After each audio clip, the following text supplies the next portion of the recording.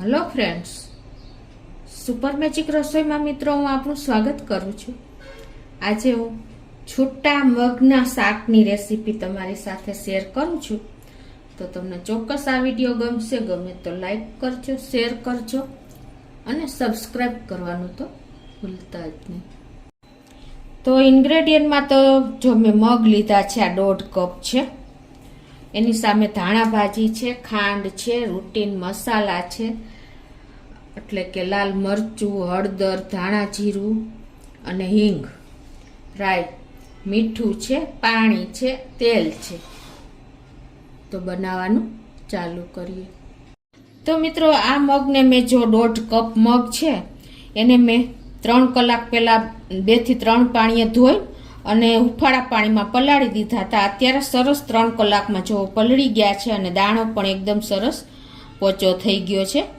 તો હવે આપણે બનાવવાનું ચાલુ કરીએ। મિત્રો આપણે છૂટા મગ બનાવીએ છીએ ને ત્યારે પ્રશ્ન શું થાય છે કે આપણા મગ કેમ છૂટા નથી થતા અને આપણા મગ જલ્દી કેમ ચડતા પણ ઘણી વખત નથી અને કયા સમયે કયા મસાલા એડ કરવા અને એની કન્સિસ્ટન્સી કેવી હોવી જોઈએ, ગેસ કેટલો ચાલુ રાખવો, આ બધા જ પ્રશ્નનો જવાબ હું તમને આ વિડીયોમાં આપીશ। તો તમે એન્ડ સુધી જોડાયેલા રહેજો। તો આપણા મગને જે પલાળ્યા છે ને એ પાણી કાઢી નાખશું અને એને 2 થી 3 પાણી આપણે ધોઈ નાખશું। એનું કારણ એ છે કે આ પલાળેલા મગને છે ને તમે ધોશો નહીં ને તો એમાં વાસ આવતી હોય છે મગમાં, એટલે આ રીતે તમારે 2 થી 3 પાણીએ ધોઈ નાખવાના।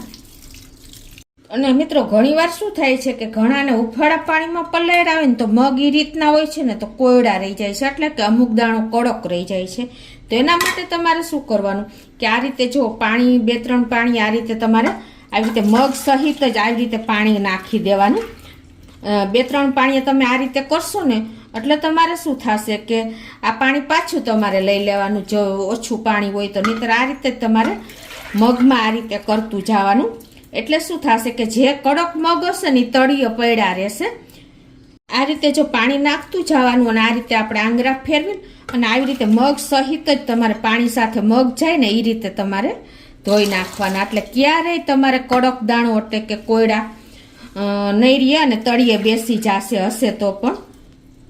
જો મેં આટલા મગ પાણી સાથે રેડવીને કાઢી લીધા છે અને હવે આ મગ થોડા રહ્યા છે ને એને તમારે જોઈ લેવાના। જો આવી રીતે તમારે દાણો હશે ને તો એકદમ કડક દેખાશે, તમને ખ્યાલ આવી જતો હશે। હવે આ છેલ્લે મગ રહ્યા હોય ને એમાં જોઈ લેવાનું, જો આ એક મગ એકદમ કડક છે, જો આ ભાંગતો નથી, આવા દાણા તમને ખ્યાલ આવી જશે।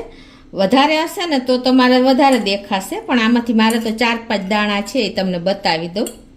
આ રેડવા ને તો આ દાણા છે ને તળિયે રહી ગયા, જો આ એકદમ કડક દાણા છે, જો તમને આ મગમાં ખ્યાલ આવી જતો હશે, જો છે ને મિત્રો આ દાણો પલળો નથી એને આપણે કોયડા કહીએ છીએ। અને આ દાણો કેટલો મોટો છે અને આ દાણો કેટલો છે તમે જોઈ શકો છો, એકદમ તમને નજીકથી બતાવી દઉં। આને આપણે જે પલળા ન હોય ને એને કોયડા કહીએ છીએ। તો આ દાણા ક્યારેય તમારે ગમે એટલું કરશો ને તો બફાશે નહીં, તો તેને આ પ્રોસિજરથી તમે કાઢી શકો છો।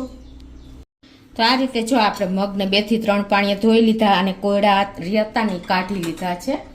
હવે આપણે એનો વઘાર કરશું। તો ગેસ ઓન કરીને આપણે ગેસની ફ્લેમ અત્યારે મીડિયમ રાખી છે અને આપણે છૂટા મગ બનાવવાના છે તો તેલ થોડુંક આપણે ચડિયાતું જોશે। તો અત્યારે હું 4 થી 5 ટેબલ સ્પૂન જેવું તેલ મૂકું છું, એથી વધારે પણ મૂકો તો પણ ચાલે। આ 1.5 કપ મગ છે એટલે 5 થી 6 ટેબલ સ્પૂન જેવું મૂકી દઉં છું મિત્રો, તો જ આપણો દાણો સરસ કૂક થશે અને ચડી જશે। હવે જો આપણું તેલ ગરમ થઈ ગયું છે, ગેસની ફ્લેમ મીડિયમ છે, તો અત્યારે આપણે 1/2 ટીસ્પૂન જેવી રાઈ નાખી દેશું, 1/2 ટીસ્પૂન જેવું આખું જીરું નાખી દેશું અને 1/4 ટીસ્પૂન જેવી આપણે હિંગ નાખી દેશું। આપણી મગની ક્વોન્ટિટી પ્રમાણે આપણે નાખીએ છીએ। અને હવે 1/2 ટીસ્પૂન જેવી આપણે હળદર વઘારમાં જ નાખશું। એ પહેલાં આપણે આજે લીમડાની એક મેં 6 થી 7 પત્તા લીમડા લીધા છે એને નાખી દઈશું અને 1/2 ટીસ્પૂન જેવી હળદર આપણે તેલમાં જ નાખશું, એટલે મગનો કલર સરસ આવે અને કૂક સરસ થઈ જાય। હવે આપણે આ મગ નાખી દેશું.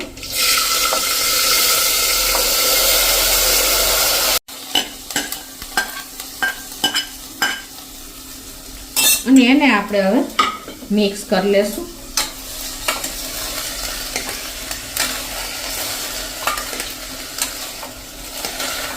અને આ રીતે જો આપણે મગ નાખી દીધા છે અને હવે આપણે આમાં ટેસ્ટ એકોર્ડિંગ 1 ટીસ્પૂન જેવું મીઠું નાખી દેશું. અને આપણે 3 ટીસ્પૂન જેટલું લાલ મરચું નાખી દેશું.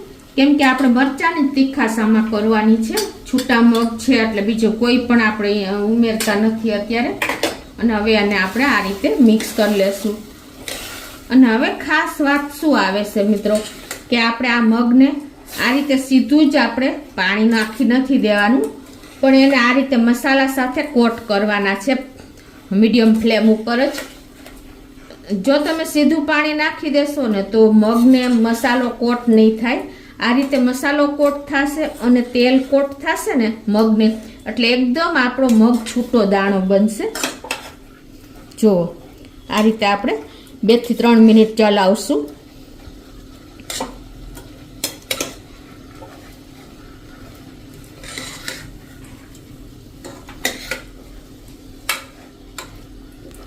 તો આ રીતે જો આપણે એકદમ સરસ લાલ મરચું મગને કોટ થઈ ગયું છે, તેલ અને લાલ મરચું. આ રીતે 2 થી 3 મિનિટ આપણે આ રીતે કૂક જ કર્યું છે પાણી નાખ્યા પહેલાં. તો જ તમારા મગની મીઠાશ આવશે અને દાણો છૂટો બનશે. તેલને આપણે થઈ જશે ને કોટિંગ તેલનું મગને એટલે. હવે આપણે લાસ્ટમાં 1 ટીસ્પૂન જેવો ગરમ મસાલો નાખી દેશું અને એને પણ આપણે આ રીતે મિક્સ કરી લેશું. હવે મિત્રો વાત ક્યાં આવે છે કે આટલા મસાલા આપણે તેલમાં જ કૂક કરી લીધા મગ સાથે. બીજા કોઈ આપણે તીખા મસાલા નથી એટલે લાલ મરચું ચડિયાતું નાખ્યું છે. હવે વાત એ આવે છે કે છૂટા મગ કરવા માટે પાણી કેટલું એડ કરવું. તો મિત્રો આપણા મગ ડૂબે ને એટલું જ આપણે પાણી એડ કરવાનું છે, વધારે બિલકુલ નથી કરવાનું.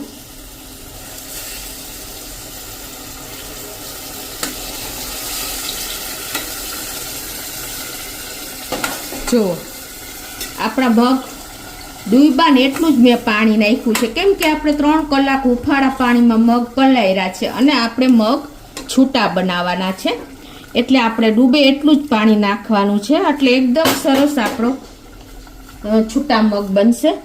તો હવે ગેસની ફ્લેમ અત્યારે મીડિયમ રાખી છે, મીડિયમથી થોડીક ઓછી સ્લો જેવી. અને આપણે ઢાંકણ બંધ કરી અને 2 વિસલ કરી લેશું.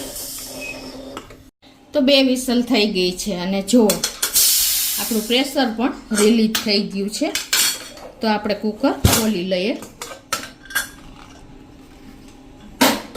જો મિત્રો તમને ખોલ્યું ત્યાં જ ખ્યાલ આવી ગયો હશે, જરા પણ રસો નથી રહ્યો અને આપણો દાણો જો એકદમ છૂટો છે ને મિત્રો. જો અને જરા પણ રસો નથી, એ પણ તમને નજીકથી બતાવી દઉં. હવે આપણે ગેસ અત્યારે બંધ છે, બરાબર. અને હવે એમાં આપણે હવેના મસાલા જે કરવાના છે ને એ પણ હું તમને બતાવી દઉં. તો હવે ગેસ બંધ કર્યા પછી કુકર ખોલ્યા પછી આપણે 2 ટીસ્પૂન જેવું ધાણા જીરું એડ કરી દઈશું. આ સ્ટેજે જ તમારે ધાણા જીરું એડ કરવાનું છે.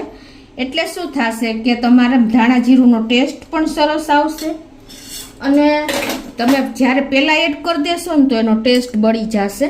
કોઈ પણ શાકમાં તમારે ધાણા જીરું તો લાસ્ટમાં જ એડ કરવાનું.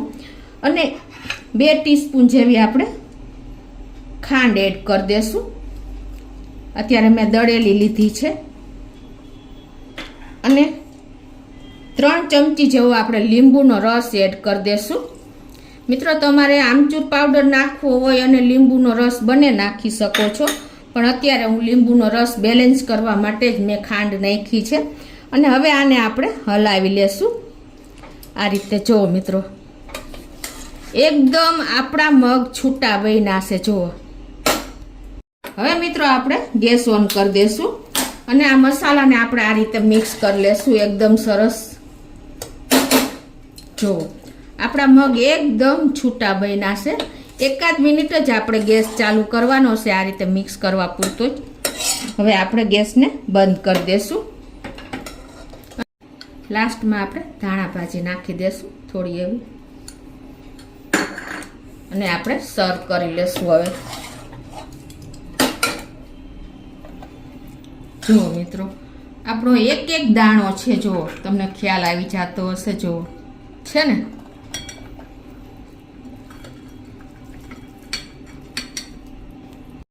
તો આ રીતે આપણે એકદમ સરસ, જો દાણો છૂટો જ દેખાય છે. જો આપણો એક એક દાણો છૂટો દેખાય છે, તમને ખ્યાલ આવી જતો હશે. હવે ઉપરથી આપણે થોડી એવી ધાણા ભાજી નાખી દેશું. મિત્રો એકદમ આપણે લગ્ન પ્રસંગમાં વરામાં બને ને એવા છૂટો દાણો બન્યો છે. આ મગ તમે ટિફિનમાં મૂકશો ને તો પણ સાંજ સુધી એવા ને એવા ફ્રેશ રહેશે, કેમ કે એ છૂટા મગ આપણે બનાવ્યા છે. અને બાળકોને લંચ બોક્સમાં આપશો ને તો પણ હોશે હોશે ખાશે. તો તમને ચોક્કસ આ વિડીયો ઉપયોગી થશે. મિત્રો ગમે તો લાઈક કરજો, શેર કરજો અને સબસ્ક્રાઈબ કરવાનું તો ભૂલતા જ નહીં.